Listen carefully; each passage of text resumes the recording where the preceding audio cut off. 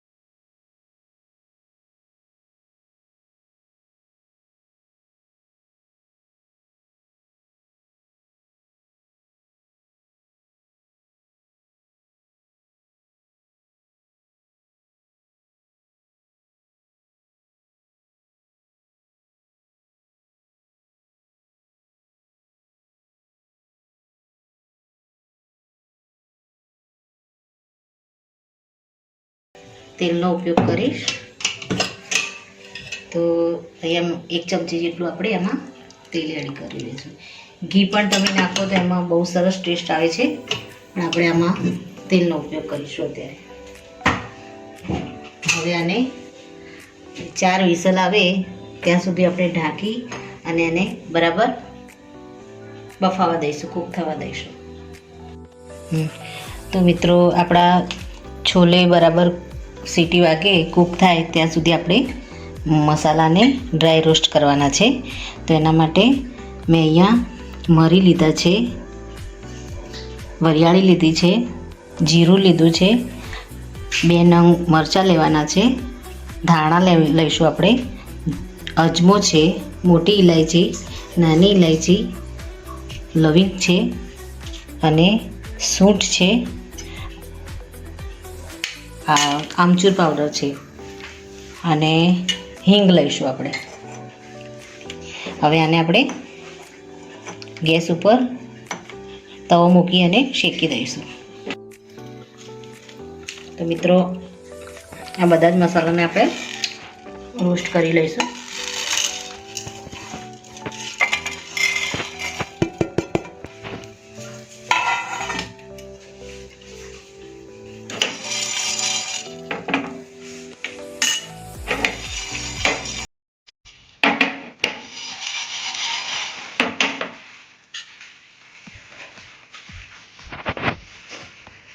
આપણે આને ધીમા તાપે રોસ્ટ કરવાના છે।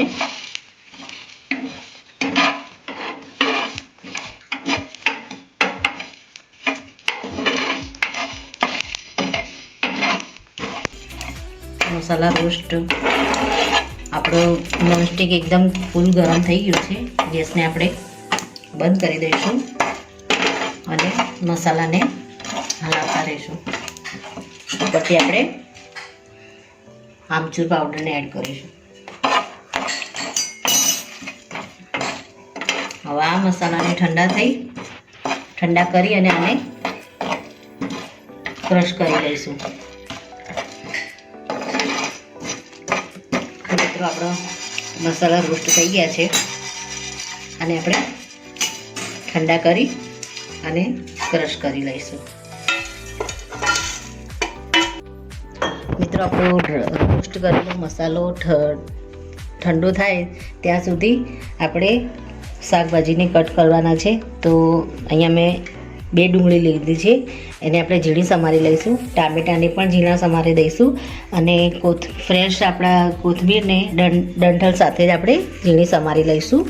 વઘાર માટે આપણે 1 વાટકી દહીંનો ઉપયોગ કરીશું અને અહીંયા મેં ઝીણું સમારેલું આદું અને ઝીણું સમારેલું લસણ લીધું છે. આની પણ આપણે પેસ્ટ બનાવી દઈશું. તો સૌપ્રથમ આપણે શાકને કટ કરી લઈએ, ટામેટાં અને ડુંગળીને.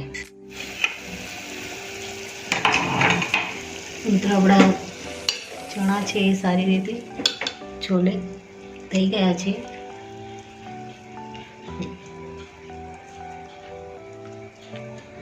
તૂટી જાય છે આ સહેલાઈથી. હવે આને આપણે સાઈડમાં મૂકી દઈશું અને આપણે હવે વઘારવાની શરૂઆત કરીએ.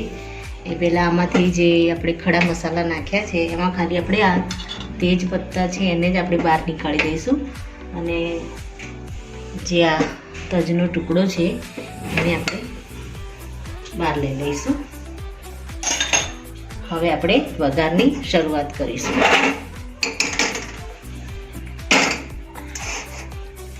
સૌપ્રથમ આપણે વઘારની શરૂઆત કરીશું. આપણે વાસણ ગરમ થાય એટલે એમાં થોડું તેલ એડ કરીશું. આમાં તમારે ઘીનો પણ વઘાર કરી શકો છો, પણ આપણે તેલ અને બટરનો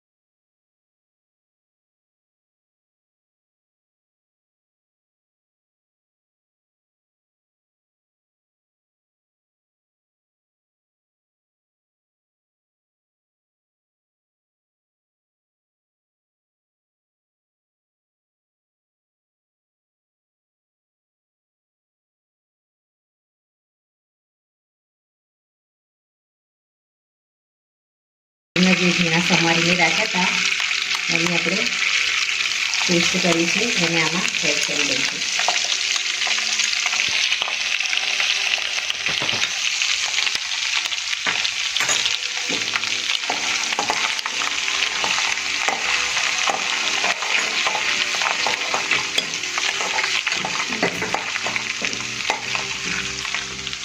ત્યારબાદ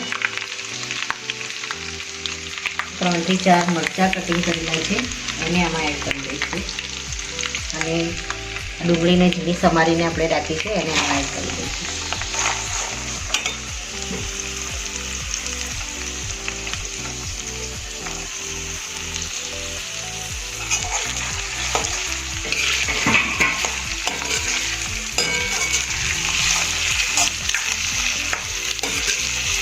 ડુંગળીને આપણે થોડીવાર માટે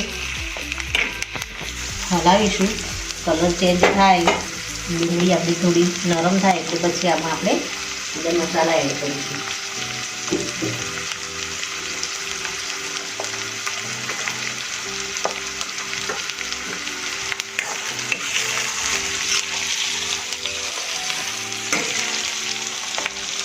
આપણે છોલે આપણે બોઇલ કર્યા ત્યારે એમાં મીઠું એડ કર્યું છે, એટલે આપણે ડુંગળી અને મસાલાના ભાગનું મીઠું એડ કર્યું છે. એમાં આપણે હળદર એડ કરીશું.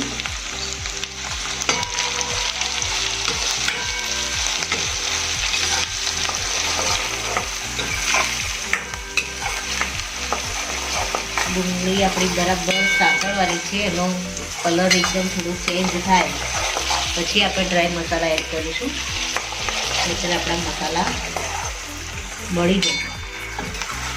એ આપણે ડુંગળીને બ્રાઉન કલર આવે ત્યાં સુધી આપણે આને સાંકળીશું.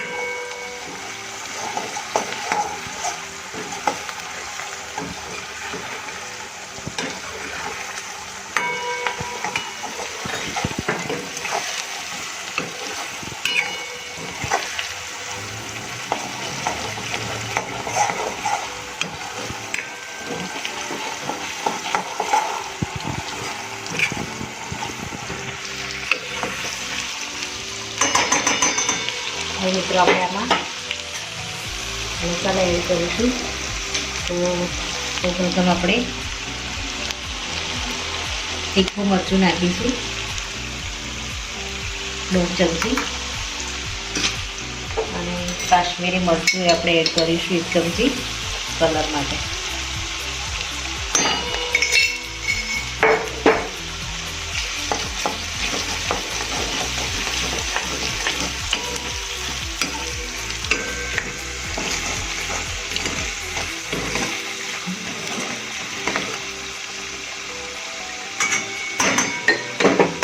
ત્યારબાદ આપણે જે મસાલો ડ્રાય રોસ્ટ કરી અને એનો પાવડર બનાવ્યો છે એને આપણે આમાં એડ કરી દઈશું.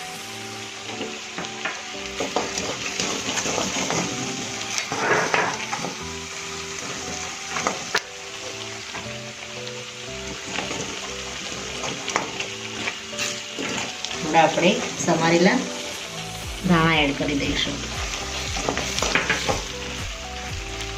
હવે આમાં આપણે 1 વાટકી જેટલું દહીં એડ કરી દઈશું, અને આપણે દહીંને થોડી વાર માટે હલાવીશું.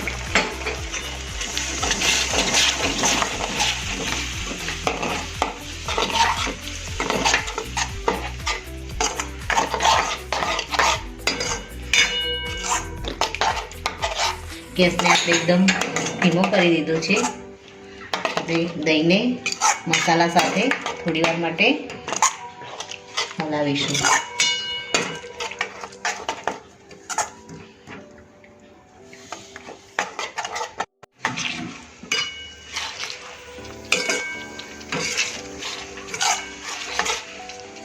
દહીંનું જે કાચું ફ્લેવર છે એ થોડું હટી જાય અને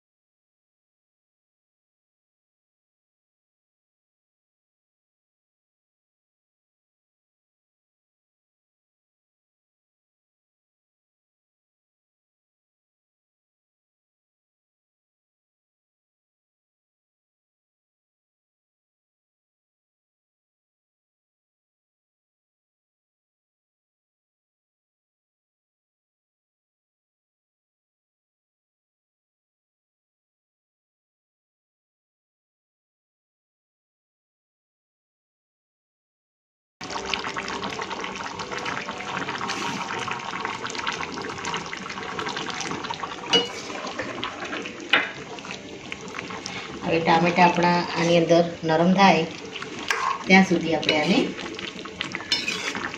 5 મિનિટ માટે થવા દઈશું.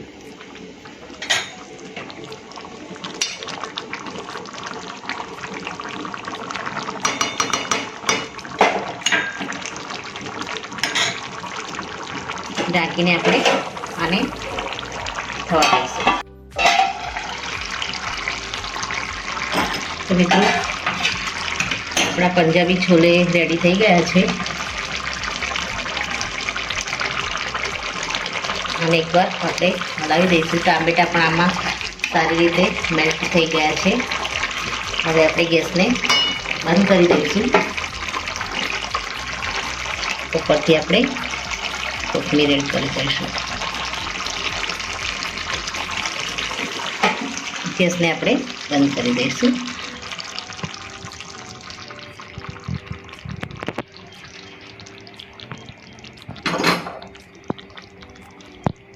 અને